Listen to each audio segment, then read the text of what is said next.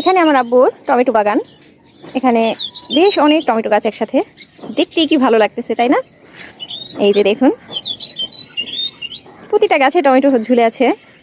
আমার জন্য কিছু পাকা টমেটো রেখে দিয়েছিল, যেগুলো আমি তুলে ফেলেছি। আর এখানে এই যে এগুলো কিন্তু বড় বড় টমেটো হয়। এই টমেটোগুলো আব্বু গত বছর ঢাকা থেকে টমেটো নিয়ে এসেছিল। ওই টমেটো থেকে বীজ রেখে এই টমেটো গাছগুলো উনি উঠিয়েছেন। গাছগুলোতে কিন্তু বেশ টমেটো হয়েছে মাশাআল্লাহ। আমার দেখে যে এত আনন্দ লাগতেছে আমি বলে বোঝাতে পারবো না। আসলে ছাদ বাগান আমার খুব পছন্দ। এই পাশে কিন্তু দু একটা টমেটোতে রং এসেছে, এগুলো পাকবে দু একদিনের ভিতরেই। কি সুন্দর পাখি ডাকছে তাই না? আমরা কিন্তু শহরে এরকম পাখির ডাক শুনতে পাই না। এদিকেও কিন্তু বেশ অনেক টমেটো ধরে আছে।